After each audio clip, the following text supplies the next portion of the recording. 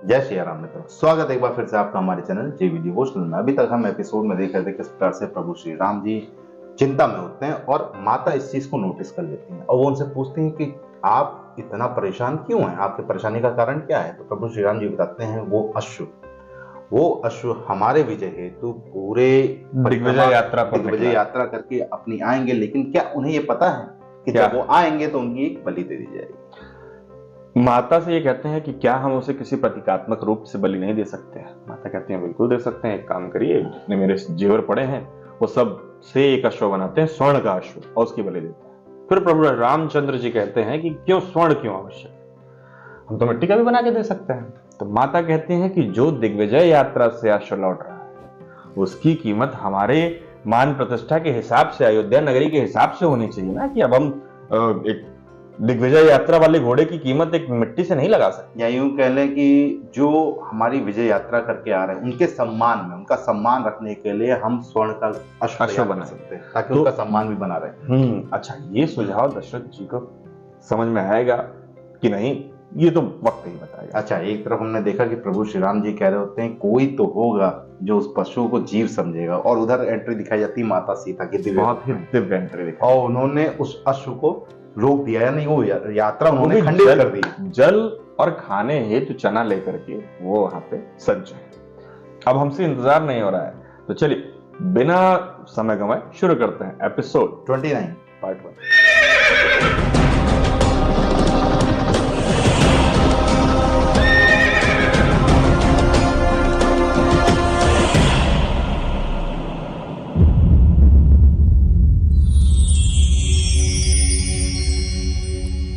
भूमि जा जानकी जनक सुता सीता, भूमि जा जानकी जनक सुता सीता।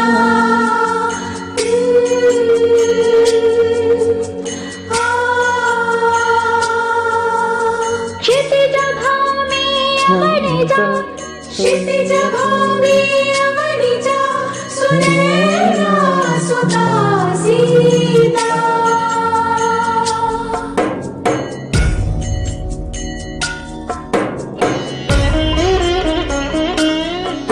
कितने थके होगे, है ना? कुछ खाया पिया भी है या बस दौड़े ही जा रहे हो?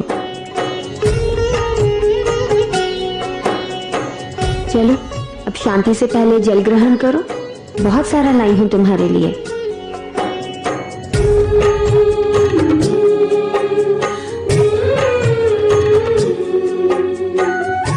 और ये मिथिला का जल है, अत्यंत मीठा,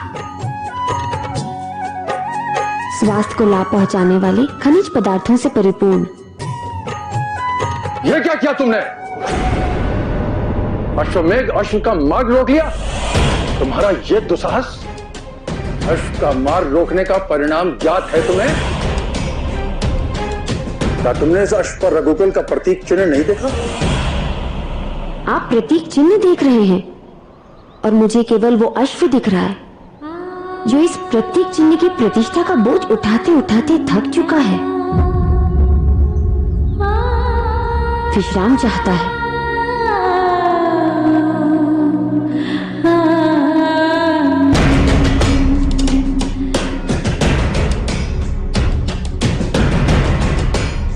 चलिए मेरे साथ।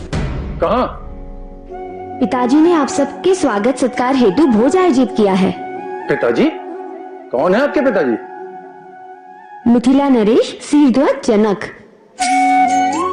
आप राजा जनक की पुत्री है? सीता महाराज शीर्ध्वज जनक की ज्येष्ठ पुत्री। क्षमा चाहता हूँ, हमने आपको पहचाना नहीं। मिथिला में आपका स्वागत है। निसंदेह अश्व का मार्ग रोकने वाली, प्रकृति की बात करने वाली वैदेही नरेश की पुत्री ही हो सकती है। महाराज जनक का निमंत्रण स्वीकार करना संभव ही नहीं, बल्कि ये तो सौभाग्य है हमारा। तो विलंब कैसा? आइए, पिताजी कब से प्रतीक्षा कर रहे हैं आप सबकी। जी। भूमि जा जानकी जनक सुता सीता। सैनिकों, सैन्य उठा लेना। पुत्र, उसी दिनों में हमारा अश्व दिग्विजय यात्रा पूर्ण कर लौटेगा। उसकी वापसी से संबंधित नीतियों पर ध्यान रखना तुम्हारा दायित्व है। और मेरी इच्छा है ना, इस बार ये आयोजन इतना अद्भुत हो, युगों युगों तक बुलाया न जा सके। आपकी इच्छा पूरी करना मेरा धर्म है। आज राम को इतना बड़ा दायित्व देकर आप निश्चित हो जाइए, वो हर बात का विशेष रूप से ध्यान रखिए।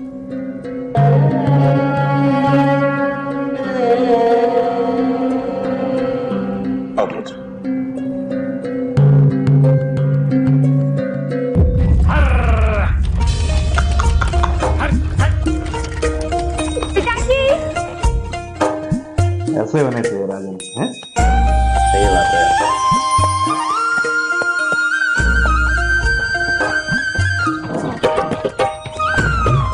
राज ऋषि जनक सरल जी, ऋषि विचार, ऋषियों जैसा। महाराज जनक खेतों में कृषक की भांति श्रम कर रहे हैं।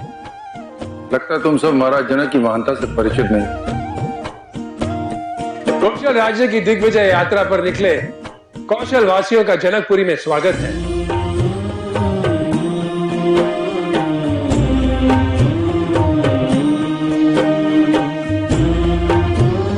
प्रणाम महाराज।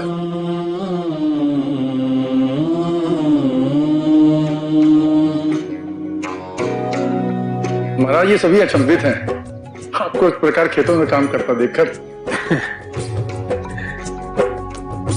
अपने लोगों और अपनी मिट्टी से जुड़े रहने का कृषि से उत्तम कोई विकल्प नहीं। जब मैं इनके साथ खेतों में श्रम करता हूं तो मुझे स्मरण रहता है कि ये कृषक हमारे राज्य की समृद्धि में कितना महत्वपूर्ण योगदान देते हैं। जिस राज्य में कृषकों का सम्मान न हो, वहां की उर्वरता भी नष्ट हो जाती है।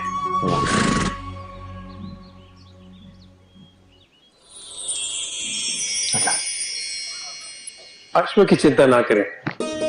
जब सीता कोई दायित्व स्वीकारती है तो उसे पूरा करके ही रहती है। जी अवश्य।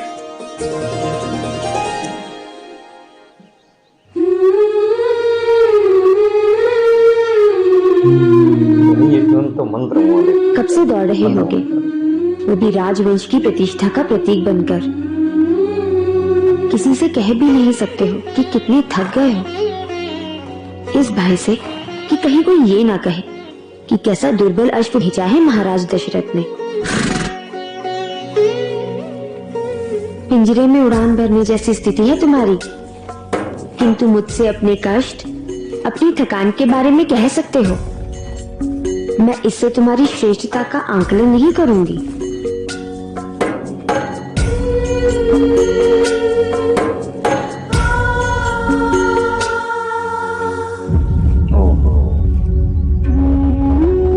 ये तो बहुत समय पहले लगा है और फिर भी दौड़ते रहे तुम। ये घाव है, अगर इनकी उपेक्षा करो तो ये बड़े होते जाते हैं। रुको, मैं अभी इसमें औषधि लगाती हूँ।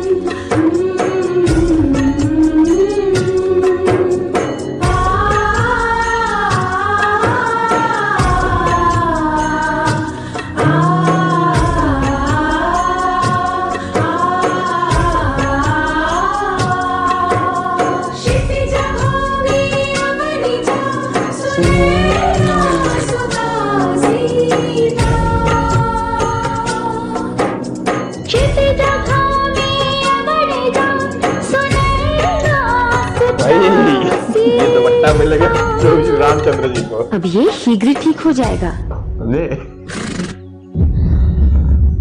वो देखेंगे हाँ कि किसी ने घाव ने जिनका की।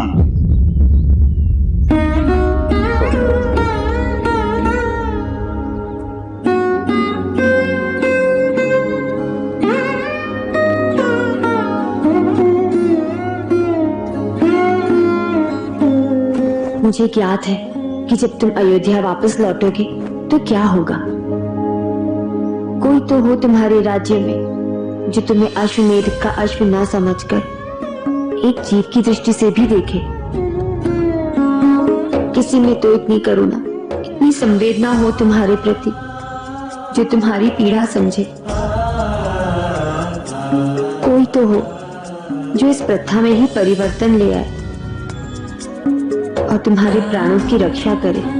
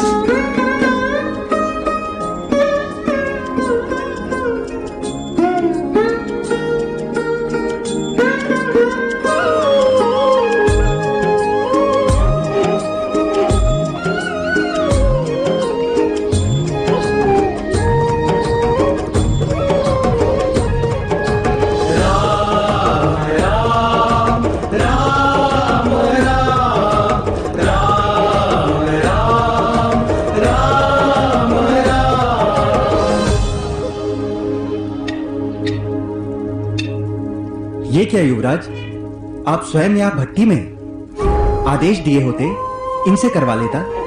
इतने ताप में आपका यहाँ रहना उचित नहीं है। चलिए युवराज, महाराज को पता चलेगा तो बहुत क्रोधित होंगे मुझ पर। राजा जनक के स्वभाव की सरलता से पूरा आर्यवर्त वाकिफ है, या यूं कह लें कि खास तौर पे अयोध्या तो बिल्कुल ही इस चीज को जानती है, क्योंकि जब अकाल पड़ा हुआ था जनक राज्य में, तब जिस प्रकार से राजा दशरथ ने उनकी मदद की थी, उसके कृतज्ञ वो आज भी है।